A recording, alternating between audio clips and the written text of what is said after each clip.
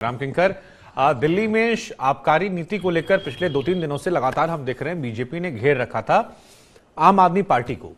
अब जब गुजरात में खबर सामने आई है तो इसका रिएक्शन क्या देख रहे हैं, क्योंकि गुजरात और दिल्ली का रिश्ता बड़ा गहरा हो गया है। दिल्ली वालों की तमन्ना है कि गुजरात में जाकर सरकार बना लें और वहां पर ख्वाब पूरे करें। गुजरात और बीजेपी वाले चाहते हैं कि दिल्ली में सरकार बना ले। दोनों ने शराब को आधार बनाया है। ऐसे में क्या कुछ देख रहे हैं आप? देखिए शुभांकर, आपने बिल्कुल ठीक कहा और शायद यही वजह है कि जब भी कहीं कुछ होता है तो उसको लेकर काफी तूल और खास करके जो सियासी तूल है वो अक्सर दिया जा रहा है। अब अगर गुजरात की हम बात करें तो जिस तरह से वहां पर शराब की वजह से इतने लोगों की मौत हो गई वो काफी दुखद है और ये साफ दिखाता है कि किस तरह से जो शराब माफिया है वो वहां पर काम कर रहा है। अब ये दोनों उदाहरण शुभांकर हैं, वो बताते हैं कि वास्तव में अगर सरकारें ठीक तरह से पॉलिसी का इम्प्लीमेंटेशन करें तो जाहिर तौर पर आम लोगों को भुगतना नहीं पड़ेगा। हमने गुजरात में देख लिया और हम दिल्ली में देख रहे हैं। ये शराब माफिया अगर गुजरात की बात करें तो वहां सक्रिय नहीं होता, क्योंकि वहां पर अगर वो सक्रिय है और इस तरह से लोगों को शराब पीने की वजह से मौत हुई तो बहुत सारे सवाल खड़े करती है। अब दिल्ली की बात करेंगे तो दिल्ली में चूंकि हमने देखा कि 32 जोन में 850 दुकानें खुली और सबके लिए शराब जो है ऐसी कर दी गई कि एक पर एक फ्री होने लगा, और जब एक पर एक फ्री होने लगा तो बहुत ज्यादा मात्रा में उपलब्ध थी और लोग शराब पीने लगे।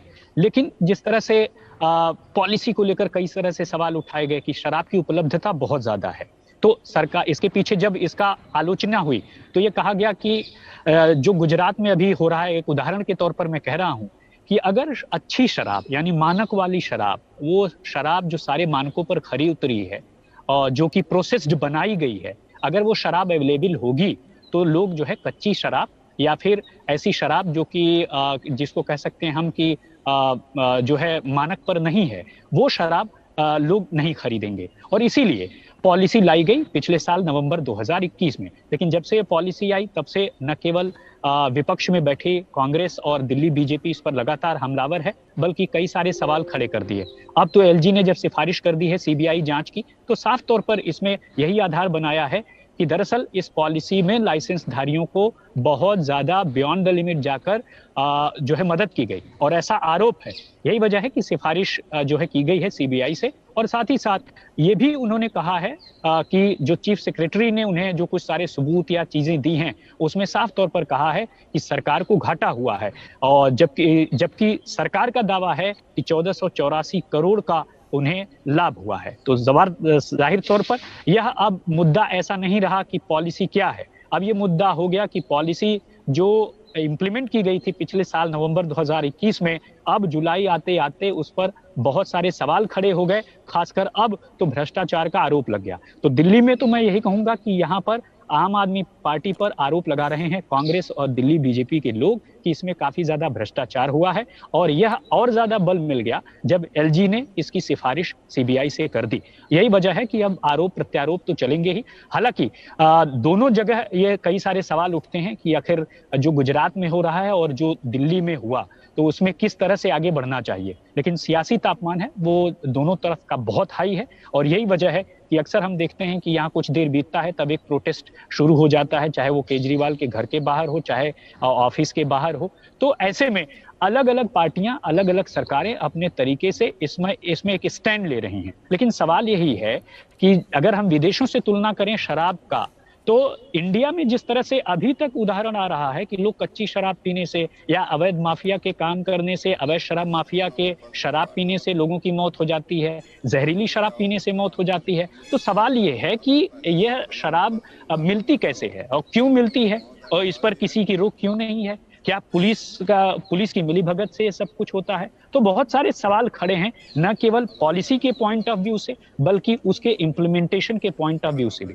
शुभांकर जी, हमारे साथ गुजरात से अगर हमारे संवाददाता बने हुए हैं तो जानकारी दी जाए, और अगर वो नहीं है तो रामकिंकर जरा हमें ये समझाइए कि हमने 2 दिन से देखा कि मनीष सिसोदिया की गिरफ्तारी की मांग हो रही थी, पहले उनके घर के बाहर, उसके बाद आम आदमी पार्टी के दफ्तर के बाहर कर प्रदर्शन हुए। अब जब ये मामला सामने आता और ये खबर आती केजरीवाल जाकर गुजरात में मिलेंगे, जो चीज आपने भी कही कि देखिए ये मॉडल इससे लाया गया था ताकि लोग कच्ची शराब पीकर उनकी मौत ना हो जाए, एक व्यवस्था हो जिसके जरिए जिन्हें पीना हो वो पी ले, नहीं पीना हो तो आपकी स्वेच्छा है, वो आपको कोई जबरदस्ती नहीं है। इस पूरी खबर ने क्या आम आदमी पार्टी को बैठे बिठाए बीजेपी को घेरने का एक बड़ा मौका नहीं दे दिया दोनों केसेस में? हालांकि दिल्ली में जो मामला है वो शराब पीने का नहीं, वो भ्रष्टाचार का मामला है कि 140 करोड़ रुपए का भ्रष्टाचार है। लेकिन काउंटर करने के लिए क्या एक बड़ा हथियार यहां से आम आदमी पार्टी को नहीं मिला, जब गुजरात में जहां शराब बैन है वहां शराब पीने से इतने लोगों की मौत हो जाती है?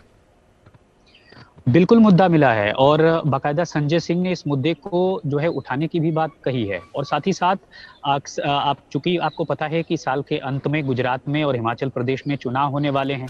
आज पंजाब में जिस तरह से जीत मिली आम आदमी पार्टी को, उससे लेकर के केजरीवाल काफी उत्साहित हैं। सिंगरौली में चुनाव में आपने देखा कि किस तरह से जो है आम आदमी पार्टी को जीत हुई, कांग्रेस और बीजेपी को वहां पर मुंह की खानी पड़ी। तो ये सब ऐसी चीजें हैं जो ये बता रही हैं कि दिल्ली के मुख्यमंत्री अरविंद केजरीवाल अब गुजरात में जाकर के इस मुद्दे को बाकायदा उठाएंगे। और हुआ भी यही। आपने देखा कि उन्होंने बोला कि किस तरह से वहां पर ये सब कुछ हो रहा है और माफिया वहां पर सक्रिय है। और कई नेता ये बयान भी करते हुए दिखे और साफ तौर पर उन्होंने बीजेपी को आरोप लगाया।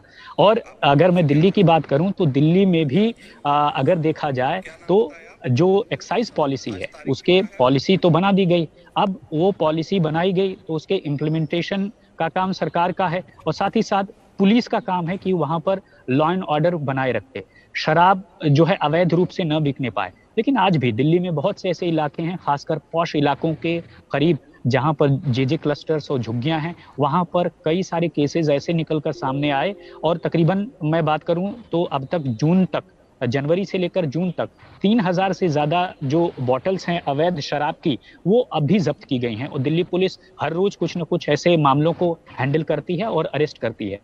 तो साफ है कि मामला भले ही कम हुआ हो, लेकिन अभी भी शराब का बिकना, खासकर अवैध शराब का बिकना जो है लगता नहीं है कि दिल्ली में बंद हुआ है। अगर होता तो जाहिर तौर पर पुलिस ऐसे लोगों को पकड़ के जेल में नहीं डालती। लेकिन 32 जोन, जब ये पॉलिसी लाई गई, 32 जोन में तकरीबन 850 दुकानें लाई गई। और कई देखा गया कि तकरीबन 20 से ज्यादा ऐसे जोन हैं, वार्ड हैं, जहां पर कोई दुकान ही नहीं थी। तो पॉलिसी के लाने के पीछे जो सबसे बड़ा मकसद यही था कि एक तो शराब माफिया या अवैध शराब माफिया काम नहीं कर पाएगा जब अच्छी शराब अवेलेबल होगी। तो दूसरा जो है, चूंकि किसी भी वर्ग का वो शख्स हो, वह शराब पीता ही पीता है। और यही वजह है कि ऐसे लोगों को ध्यान में, और काफी रेवेन्यू भी कमाई होती है। लेकिन अब जब रेवेन्यू पर ही सवाल उठ गए तो बहुत सारे सवाल खड़े हो गए कि आखिर ये पॉलिसी में भ्रष्टाचार हुआ है या नहीं है। तो एक तरफ गुजरात में अगर अरविंद केजरीवाल दिल्ली बीजेपी पर आरोप लगा रहे हैं, तो यहाँ पर एलजी के जरिए जो सिफारिश की गई है, तो जो बीजेपी है वह अरविंद केजरीवाल यानी आम आदमी पार्टी के ऊपर आरोप लगा रही है। तो यानी कि सबने कहा है कि देखो हम साफ हैं, तुम गलत हो। और अपने अपने तरीके से सियासी पार्टियां एक दूसरे को जो है आईना दिखाने का काम कर रही हैं। लेकिन उनका क्या दोष था जिन्होंने शराब पी गुजरात में और 20 से ज्यादा लोगों की मौत हो गई? और दिल्ली में आखिर उन लोगों का क्या दोष जो कि पॉलिसी तो लाई गई लेकिन अब शराब की कमी हो गई या उन्हें शराब वैसी मिल नहीं पा रही। और कई सारे ऐसे वेंडर्स जो कि शराब काफी सस्ती हो गई, तो उन्होंने जितना पैसा लगाया था उतना वो रिकवर नहीं कर पाए, तो उन्होंने लाइसेंस को सरेंडर कर दिया। तो आधे से आंकड़ा है, आधे से ज्यादा लोगों ने लाइसेंस सरेंडर कर दिया। तो अब उनकी क्या गलती है? तो ऐसे में दिखाता है कि कहीं ना कहीं पॉलिसी लेवल पर दोनों ही राज्यों में इस तरह की स्थिति हमें देखने को मिली है। और यही वजह है कि हम देख रहे हैं कि अक्सर ये दोनों पार्टियां एक दूसरे पर आरोप प्रत्यारोप लगाती हैं और एक दूसरे पर चढ़ाई करती हैं। यही वजह है कि शायद हम इस प्रोग्राम में कह रहे हैं कि दारू पर दंगल है और दारू पर काफी ज्यादा हंगामा मचा है, दिल्ली से लेकर के गुजरात तक।